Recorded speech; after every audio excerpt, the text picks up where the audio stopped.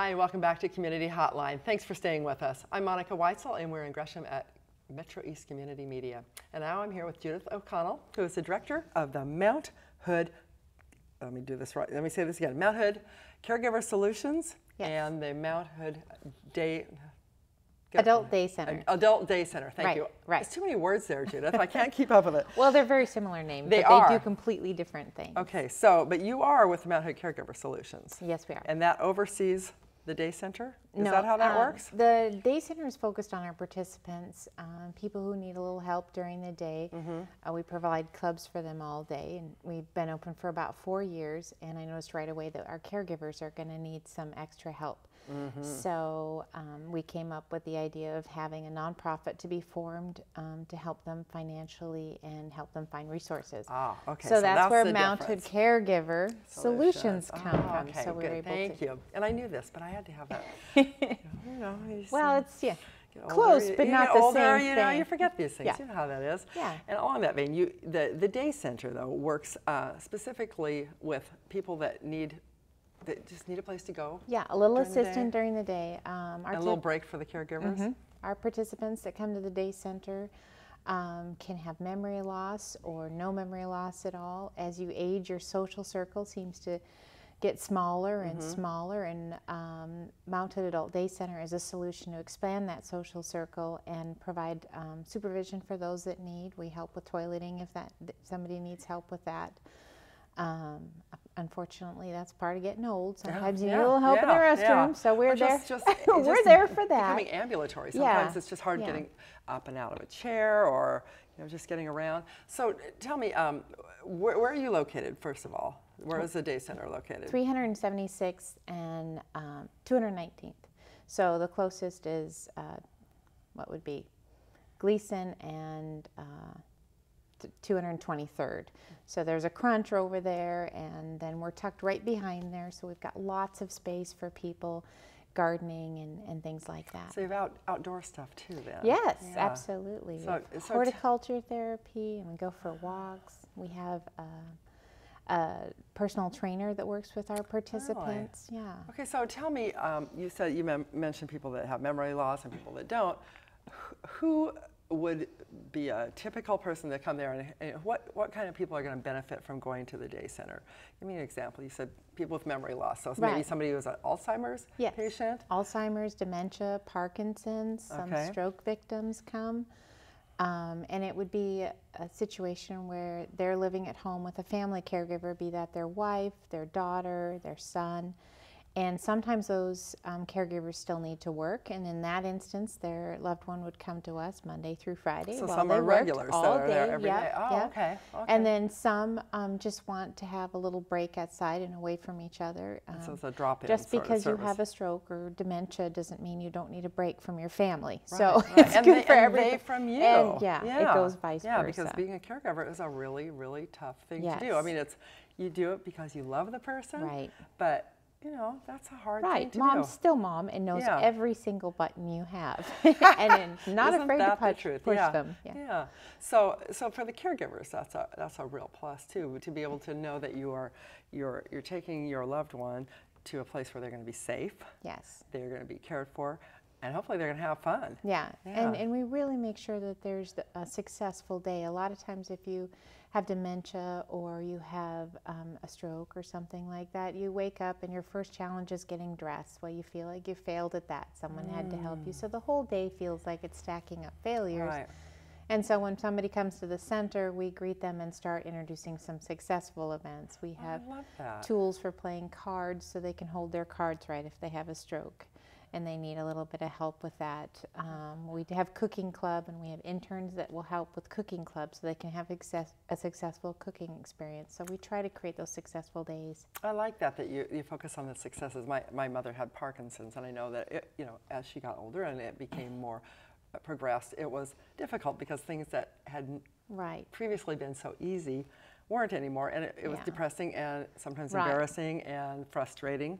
And to be able to have the focus on what you can do rather than what you can't do. Yeah, a lot of times depression almost seems unavoidable when you become shut in and your social or your social circle so small So we try to expand that social circle, and it's very counterintuitive for those with depression. You know, a lot of them are home. Well, I don't want to go anywhere. Right. Well, and really, that's going to be the worst thing for you, is to right. stay in front of the TV for another day. So if you can just get there that Get one out, time, yeah, you go might on find out. it's a good thing. Yeah. So what about the people that work there?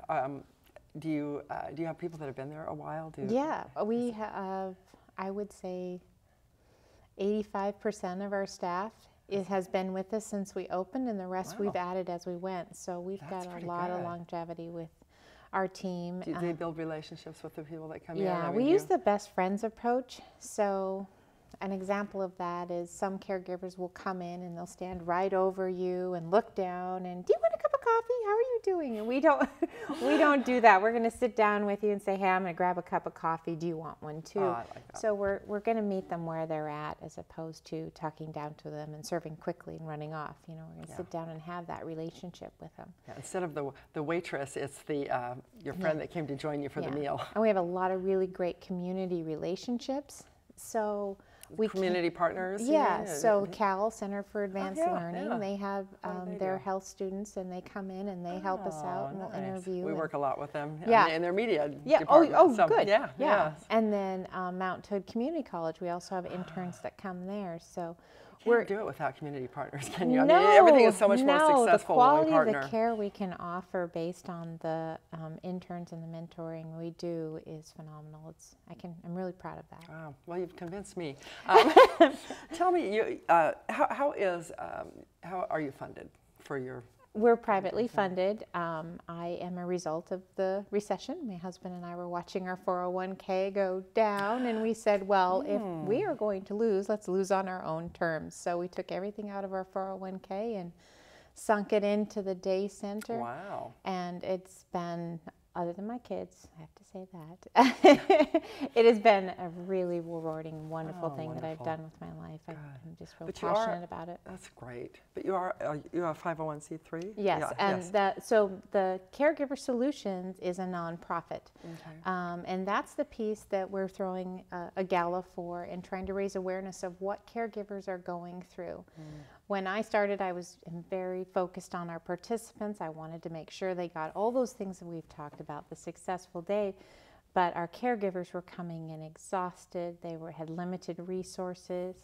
And to try to explain to an 85-year-old woman who hasn't slept in a week what the difference between Medicare and Medicaid is almost impossible. So we saw an immediate need for support groups, and we started one, which filled, and then we started another that filled. Wow. And then we started another. So over the course That's your clue, you're doing the right thing, isn't it? Over the course of the year, we run 72 support groups. Wow. So we fund a lot of those, and then we also have participants that come in and they can't quite make the gap financially, and they need a little bit of help to be able to provide care, and we'll provide care for them. Wow. Okay. So. Well, before I forget, you brought some pictures. Oh. And I think you brought some of the day center. Yeah. And so I want to take a look at those, and then I want to get back and talk a little bit more about that gala, so people know what to do if they want to go to that. All right. Let's see what we've got here. So this is the support groups that I was talking about. We have caregiver support groups, which are family caregivers. And then we have transitions group, which is for caregivers that are no longer full-time. Oh, so if you've placed your mom in a community, or they passed away, it's tough for caregivers. They're used to doing it 24/7, so now what are you? Been there, done that, yep. It's very a tough place to difficult be. transition. And then we have support groups also for our participants. Oh, okay. So having someone tell you that you can no longer drive, you need a buddy to talk that through. So we do have support groups. You kind of cover all the areas, don't you? It's complicated. Okay, so activities and clubs. Yep, we do spiritual wellness.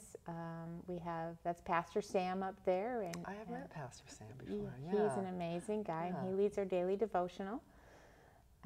And then these are hands of our caregivers. Oh. This is what I was talking about earlier. Is this popular? Outdoor area. Yes. very much so. We make salads right out of our gardens. Oh, I love that. Yeah. I love that, And caregivers and participants to come together on the gardening. They really love to come in and have that part of their day. You're just nurturing something, bringing, something that's alive, and you. Exactly, exactly. Here's scrapbooking. Oh, I bet that's fun too. Yeah. That's Alicia. She started with us as an intern, and now works for us full time. Nice. So. Looks like you have a good time. Oh, check that out. Yeah. Oh, fun. So, what is this up on the top? Looks like they're performing. Yeah, those are some square dancers that came in to do a performance for us. And they came from the senior center over here in Gresham. Right down the street. Yep, absolutely. They came in and helped us out, and then Elvis came in and sang for us. You found him. Yep. He is alive. Yes. We had a big potluck for all our caregivers, and they came in. It's hard to find social engagements when you're a caregiver that you can bring your loved one to, so true. And not worry if they're socially appropriate. Right, so right. they'll come in and that's and kind of a relief to have a place just a great to time. go. Very well attended. We also do Memories in the Making, and Alzheimer's Association came up with this program. It was East Coast, and then we piloted it over here. And we work with early onset and young onset Alzheimer's, and we do art shows with them. Great. And it's write the memories on the back. It's really remarkable what we can come up with. A million ways to be creative. I bet there are, and you've covered a lot of them, haven't you? Well, there's always something new. And this was another photo on our potluck, and one of our interns there helping us out. These are ladies. And this is just an example of the great friendships that can be formed at the day center. And probably give people something to look forward to.